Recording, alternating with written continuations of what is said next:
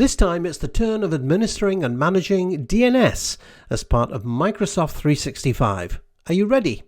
Let's take a look.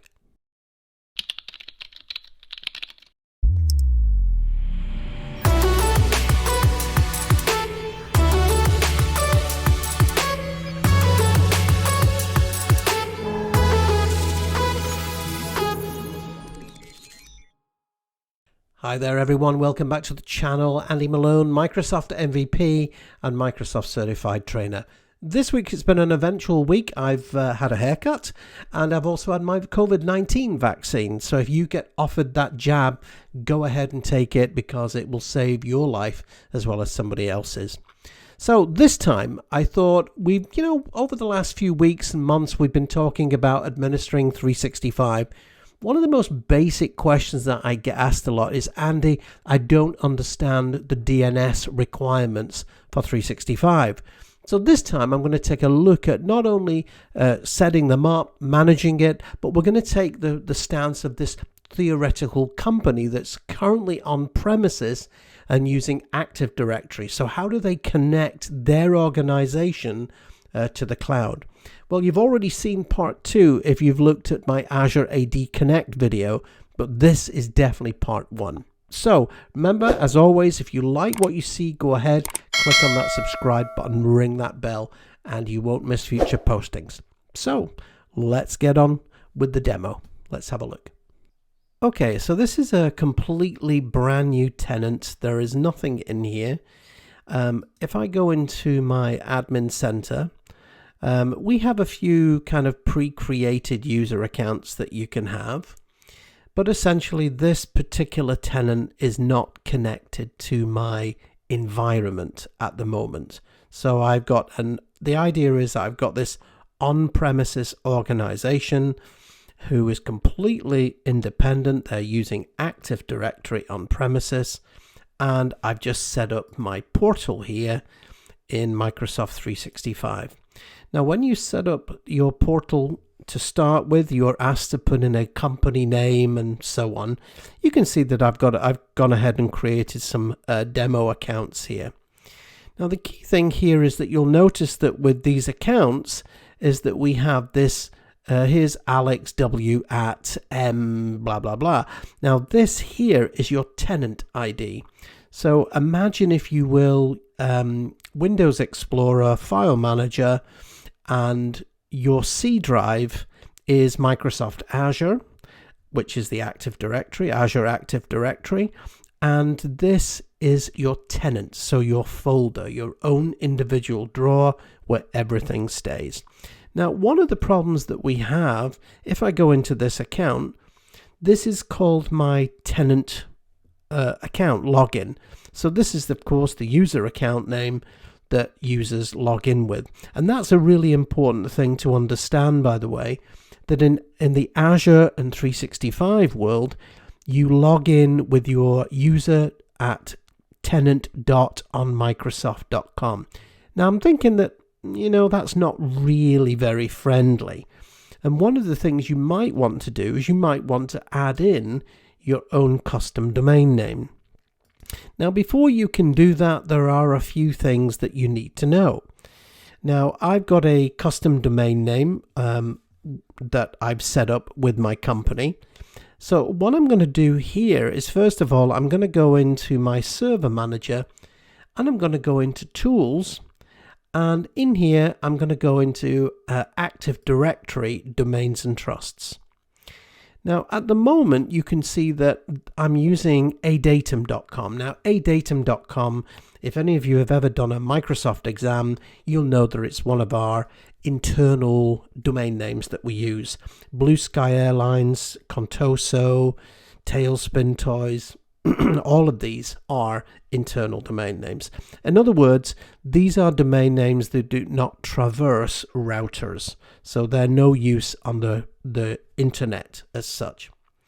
So what we've got is, rather than obviously our users here, now again, our users are logging on just with their domain name and their username. So adatum/Andy, adatum/administrator, and so on. Now, to be honest, it's not, you can't use this kind of domain name to log in to Microsoft 365. You need that, what we call a UPN, a user principal name. So one of the things that we're going to do is we're going to create our user principal name. And I've already got a pre-configured domain name here. So what I'm going to do is I'm just going to right click the white area here. And this is where I'm going to basically, I'm going to add in my domain name here. Now, of course, you would go off to a website like GoDaddy.com or something like that. Now, in this case, this is just one that I've got pre-created, and I'm just going to add that in, and I'm going to click on OK. So you don't see it here, but what I'm now going to do is I'm going to go up here into my server manager. I'm going to go into Tools, and I'm going to go into Active Directory users and computers. Now, bearing in mind that obviously I could have thousands of users here, and rather than recreating those users in the cloud, it would be really nice to synchronize my users across. But of course, if the users have got different names than what they're logging into on premises as what they've got in the cloud, things are going to get corrupted and it's not going to work. So I've got a user here called Abby, and if I click onto Abby's account and click onto the account tab, you can see that she's still got her old domain name, adatum.com. Now I can, obviously because I've just updated it, I can go ahead and click on her new domain name and click on OK. But if you've got thousands of users, that's just impractical. So what I've gone ahead and done is I've created a couple of scripts. Well, I've not created them, but there's a couple of scripts here. Now, this is the PowerShell equivalent of what I just showed you in the UI. So this is where we're taking that adatum.com and we're adding an additional UPN suffix, and this is my live domain name for my organization, so my public domain name. Now the next thing that I'm going to do is I'm going to update all my user accounts now. So I'm going to say set-ADUser. I'm filtering all the users into alphabetical order. I'm looking at their SamAccountName properties, and I'm saying for each object, set-ADUser, UserPrincipalName, and basically I'm putting in this new UserPrincipalName here that you can see. All right, so what I'm going to do is I'm just going to select that. I'm going to copy it, and now what I'm going to do is I'm going to go into PowerShell, and I'm just going to open up PowerShell in admin mode, and in here I'm just going to go ahead and I'm just going to paste that in. You can see that's now gone in, so I'll enter that, and you can see that that script is now run. All right, so that looks good, and the script ran. Just give it a second, and that script is now finished. So now what I'm going to do is if I just flip back and now look at, in fact I'll close that down and then just reopen it again. So now if I go back into Abby's account, go into properties, click on the account tab, you can see they've all been updated. I'll just choose one other just to show you. So you can now see that my UPNs are all, and this is called this is my live domain name. So the next thing, of course, is what I'm now needing to do is I'm needing to get that domain name into Microsoft 365, because of course in 365 you don't want your users having to log in with this UPN name that really doesn't mean anything. Now, so when you've set your Microsoft 365 portal up, one of the first things that you're going to do is going to want to put in this new domain name. So again, you can see that we've just got the basic tenant.onmicrosoft.com domain name here. So the first thing is you can either go into setup here, and that will take you through a really nice kind of automated tool, Alternatively, you can click on Settings, and if you go into Domains, the other place that you can do this is in Azure Active Directory as well, by the way. So you can see here, I have got my healthy, it says healthy, it's looking good. And I want to go ahead and add a domain name. So that's what I'm now going to do.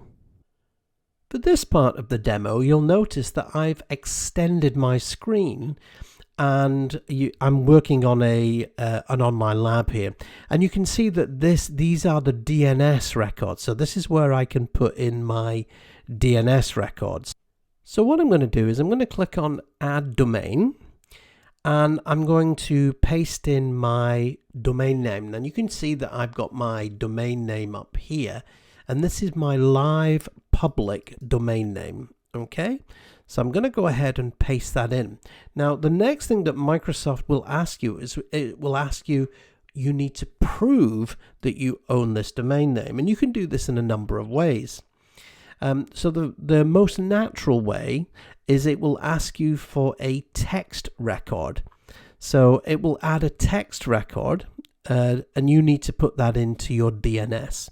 Now, if you don't have access to DNS, but let's say you have a website that's hosted, what you can do is you can copy a file. It's just a text file, and you just copy it basically to the root of your website, and it will then verify. So for the purpose of this demo, I'm going to choose a text record. Now, you can also use an MX record, but it's much more likely, MX means mail exchanger, it's much more likely that you'll just use a basic TXT record here. So what I'm doing is I'm going to take this, and you can see it gives me this number here, and what I'm going to do is I'm just going to type that in to the new DNS record here. So I'm going to go ahead, I'm going to click on Add New. So you type that in exactly as it is, so MS equals MS, and then you'll get this nice long number from that. You need to make sure that you type it in correctly, okay? Now, technically, depending on your DNS environment, you don't need to put anything in there, but in the case of my little demo environment, I'm going to go ahead and do that. So I'm just going to save this, and you can now see that my text record has gone in, and I need to click now on verify, and if it's successful, this will now go green. Okay, so this looks good. So it's saying yes, do you want to go ahead and continue? So yes, it's taken that record. Okay, so the next part now is, okay, do you want to, what other services are you looking to do? So you would go ahead and you would put in these additional records for the various services that you want. Now, just to explain, it'll take a little bit of time for me to do this, so I'll let you guys do this yourselves, but I'll walk you through what the various records are and what they mean. So the first one is an MX or mail exchanger. So all you need to do is simply copy this and create the new record with it in your DNS environment. Okay, and basically just copy it across. Mail exchanger, so this is telling your environment where you're getting your Microsoft mail from. Now, the other thing that you've also got Exchange Online Protection here as well. So there's normally about 3 records that come with Exchange. And the first one is the MX record. The second one is the CNAME or alias record. And you can see that this is pointing to autodiscover.mydomainname. So autodiscover, what this does, it tells Microsoft Outlook or all your users, it auto configures Outlook for them. So when the user logs in with Outlook and it's saying, okay, what's your username and password, all the user does is put in their username and password, and it will auto configure Microsoft Outlook for your users. The next thing is there are additional records as well. So there is also this SPF record as well, and this is used used by Exchange Online Protection for the purpose of spam and malware filtering and so on. So it's really important that you put this record in. So like I said, Exchange has 3 records: an MX record telling it where the service is, a CNAME or alias record that auto configures Outlook, and the third record is this SPF record, and this is for Exchange Online Protection. Very, very important. So the next thing underneath, we also have some other records as well. Now I've got an E5 tenant for my demo here. So Skype for Business, the Skype for Business records, there's 2 of them. There is an auto discover or an alias record, and these provide the services for voice and video connectivity for Microsoft Teams. You've also got service records as well, so it lets the service know where the service is coming from. And you can see that the service is running over port 443, and that tells me that this is running over SSL, so secure sockets, so that's nice and secure. Now, if your users are using devices and you want to manage those devices, you can use mobile device management and Microsoft Intune. So again, there's just a couple of records here that you need to put in there, and then you'll be able to manage those users' devices in Microsoft Intune and Microsoft Endpoint Manager. So what I'm going to do is I'm not going to select these checkboxes just now. I can come back later and fix these up, but the key thing is I've now verified my main DNS name, and you'll see everything's gone green, looks good. Click on done. So that was nice and easy.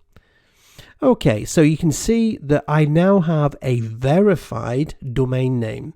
So the next step, if I wanted to sync my users in from Azure Active Directory or from Active Directory on premises, I would then go in and do an Azure AD Connect. And you can watch those videos here on YouTube. Now, what does this mean for my users, of course?